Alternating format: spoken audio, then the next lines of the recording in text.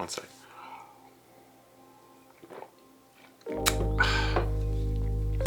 Okay, now we can start.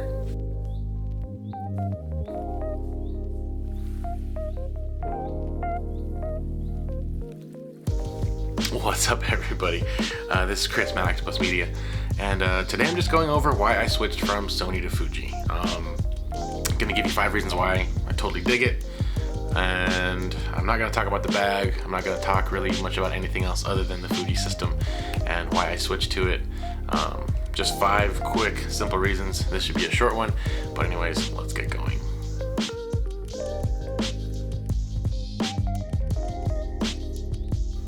Alright, so number 1 was the size. Obviously, Sony full frame cameras, they're full frame, they're pretty big, and they're heavy. One of the things that I didn't like about Sony is that I would carry, 2 camera bodies and maybe like 3 lenses, a prime and 2 zooms.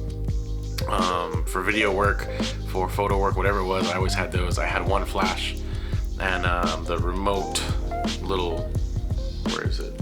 The little remote, the flash trigger that goes back and forth. I don't know why I can't think today. But anyway, so I had one of those in there, and the bag was pretty much full. I couldn't carry my drone. I couldn't carry anything else outside of the Sony system. And I like to shoot film, so I always wanted to have 1 film body with me. Couldn't do that. And then with Fujifilm, the first camera that I bought was an X-T1. I loved it. The size was amazing. It was super tiny. And it fit, I believe I had a 7 artisans lens. When I first got into Fuji, like, everything was manual. So it was great. The size was amazing. It was almost like this XE2S here, super tiny, fits in the palm. And the quality that I was getting out of the X-T1 was amazing. But I wanted to carry more. I just wanted to have a little bit more versatility when I go shoot stuff. And the Fuji was just kind of proving to be a little bit more useful in that way, because I could carry the Fuji and I could start adding more stuff to the bag if it was just the Fuji I was carrying. So I was shooting a lot more film. I was shooting a lot more straight out of camera stuff with the Fuji just because it was smaller. And don't get me wrong, Sony's great. I love Sony. I still would probably buy another Sony video camera at this point, like the A7S III or one of the FX bodies, but when we get to that bridge, we'll cross it. Anyways, the size is really one of the main differences of why I switched over, so I can carry more stuff and just have that ability to kind of get a little more range in the things that I was gonna shoot that day. I had more options to choose from instead of going from 24-70, 70-200, and then 1 beautiful prime that I would carry with me. I have 3 primes, 2 zooms in the bag, and I still have room for everything else. So that's one of the reasons that I switched over.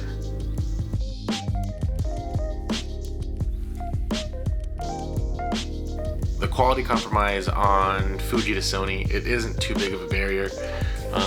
One of the things that I did notice right off the bat was that shooting anything in lower light, a lot of the Kinsas, a lot of the Sweet 16s, weddings, things like that, there was a little bit more noise. The higher ISO you get up on these Fuji bodies, I don't think I've shot anything above 3200 on these things. And I use Moment Cinebloom filters anyways, so you have that kind of softness and that film look, that milky look to it. There's a 10 and a 20% that I use, so having the in-camera noise, it adds a little bit to it. It's not too noticeable. You're not getting weird banding. You're not getting anything weird with it. I do wish that it could go a little bit higher and have a little bit cleaner of an ISO, but it's nothing to be concerned about.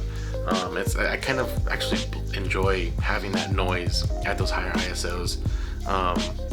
And then the IBIS in these things is great. I never got the chance to check out the A7S III IBIS, but I've heard and I've seen that it looks amazing. These X-T3s are amazing.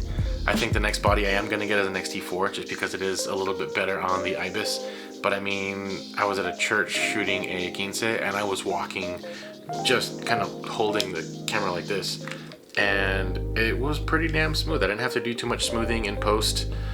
So that was really surprising, and it was one of the first things that I shot only Fuji. I didn't take any Sonys with me, so that was interesting. But yeah, quality wise, you're not really sacrificing too much. Low light, not that big of an issue, but the IBIS in these things is amazing. I can't complain. I don't really use the gimbal too often as it is, so it was nice to kind of not have to worry about doing any post image stabilization, just to get a smoother image. I think it's pretty nice, and it's pretty manageable as far as IBIS is concerned. And then some of the lenses have it, the bodies don't, and sometimes it's vice versa. The body has it, the lens doesn't, but I mean, it works great. I can't complain there. And yeah, so that's quality.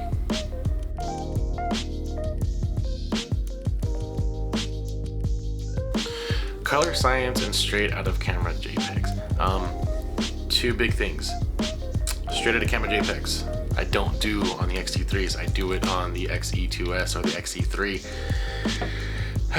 Just because I trust it for my Instagram, but I'm not gonna trust it for a client's work. I really am a firm believer in editing raw stuff. I don't want to not have that capability to shoot something and not be able to edit it 100% on the back end. I want to make sure that I have full control of it. I think once I start trusting these things more and I start, you know, shooting a lot more with the X-T3 and getting comfortable with my film looks, I might do it one day, but I think I would still keep the raw backup. Just I mean, you guys know, I don't want to sacrifice that. Anyways, yeah, the straight out of cameras are amazing though. This thing is always on JPEG. The film recipes are from Fuji Weekly. You can go online. He's got an app for Android and Apple, I believe. It's $20 for the year, and you get access to everything. You can favorite stuff. It's a beautiful community that just kind of, we go back and forth on film recipes. You can sort it by sensor, by camera, whatever you want. And I really enjoy the Fuji Weekly recipes. That guy's doing amazing work with all of the recipes for these Fuji systems, and the look that you're getting out of camera is pretty damn good. So if you guys have Fuji systems, you don't know about Fuji Weekly, just do a quick Google search, and you'll see what I'm talking about. There's hundreds, maybe thousands of recipes for just different cameras. People can submit them. If you have something that you really like, you know, go in there and say, hey, I got this one, this is what I call it, and you know, maybe we'll see it up on the boards. I really like I believe it's a Velvia simulation, and I have it on all three cameras. I have a Portra, and then I do a Cinestill, but with Cinestill it's a little bit different. You're not getting halations unless you go into post and you do a little bit of manipulation in Photoshop for Cinestill, but it looks pretty damn close. So I like it, and that's one of the reasons why I kind of dig these cameras. But still shoot raw, because you know, you gotta cover your butt.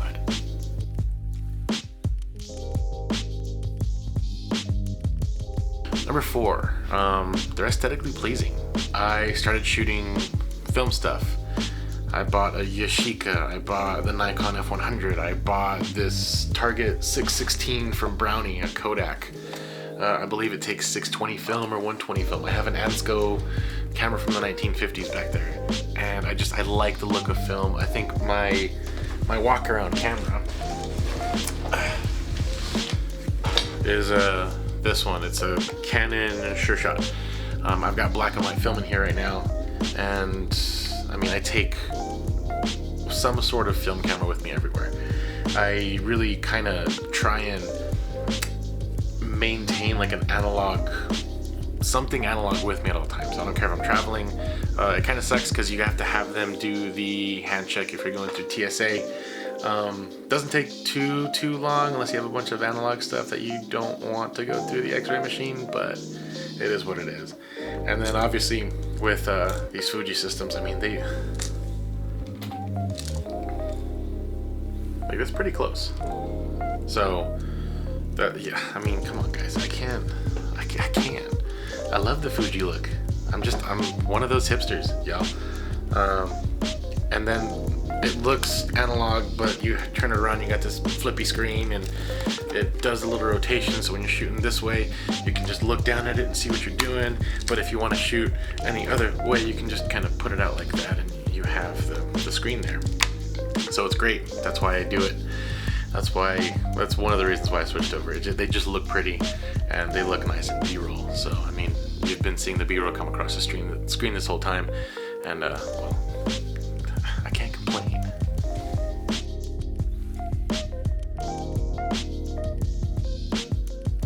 to me, it's on a little bit of a less expensive side. I know the 16, the 23, the 18 to 55, I've gotten them all for under like $600 or $700. I do buy a lot of stuff used secondhand through KEH or Adorama or B&H, whatever it is.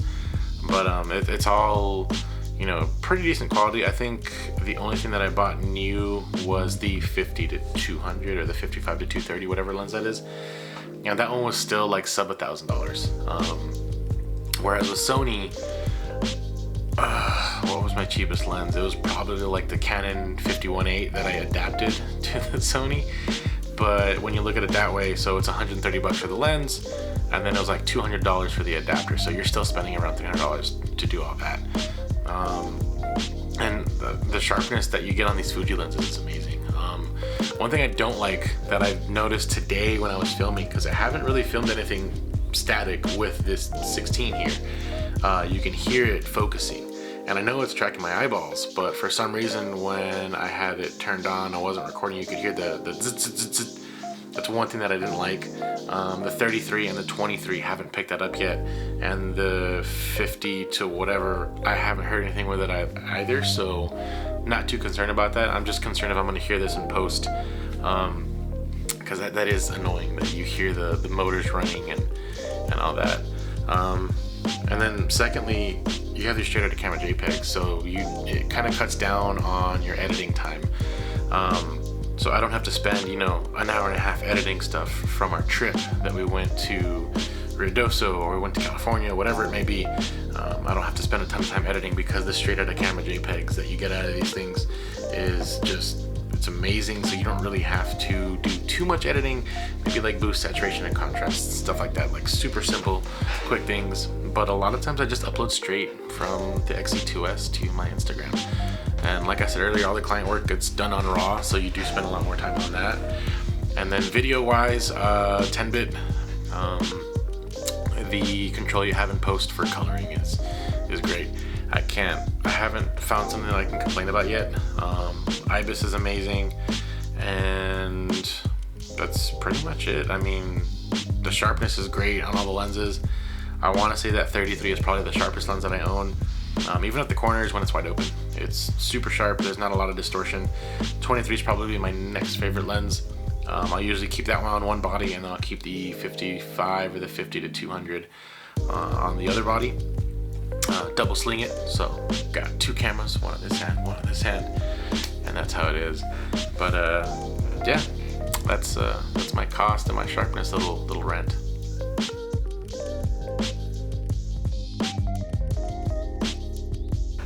So in conclusion, making the switch was hard. I think when I first got into Sony, it was the A5000 basic lens. I thought it was too expensive at the time for what it was. There wasn't really a lot of third-party stuff available. The tech wasn't really like blowing up yet. I think I switched over to Nikon and I was shooting on like a D5200, and then I went to a D7200, and then back to Sony. I think I've had Sony since 2015, something like that. So it was great. It was a great ride with Sony. Do I want to go back? No, I don't think I'm going to go back. I like the portability of the system. The Fuji system in general is just, you know, amazingly small. It's really sharp, and for me, it's cost effective. I think if anything, I would probably go back for like an FX3, like some kind of a cinema camera that I can just set on a tripod, leave it set up and not worry about it, and just kind of work from that. And then I would have, you know, all my Fuji stuff in a bag ready to go. But I think the FX system would probably be like a stationary thing for the studio. I think if you want to get into Fuji, start with a used older system. I got the XE2S for like $300, I think, and it still has, I think it's eye tracking. It still has a lot of the tech that you find in the newer stuff. So it's a good system to get into.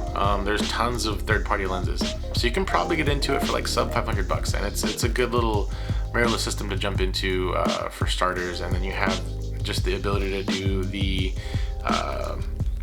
film simulations, which I think a lot of people are gonna like when they jump into it, and it helps you kind of like minimize editing. Like I said earlier, you don't have to spend too much time in Lightroom or Snapseed if you're doing everything on mobile and you don't want to, you know, get into a pro editor, so to speak. And I do edit on Luminar as well, and the same thing, all these programs handle the RAWs and the JPEGs just fine. Video wise, same thing. I'm editing on an iPad Air or the M1 MacBook Air, and yeah, no complaints. Everything's super great. Anyways, if you guys like this video, want to see more, I'm gonna try and put out one every month. I'm putting out a little bit of like shorts on my Instagram.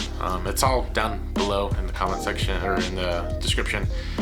Give it a thumbs up, I'd appreciate that. I'm trying to really focus on getting this channel back up to date and putting more content out and shooting more things. I'm actually scripting everything. That's why you see me looking off to the side. So if there's anything you guys want to learn, anything you guys want to know or see, just hit me up in the comments below and I'll kind of creep down there and see what you guys want to know. I'll see you on the next one. Peace.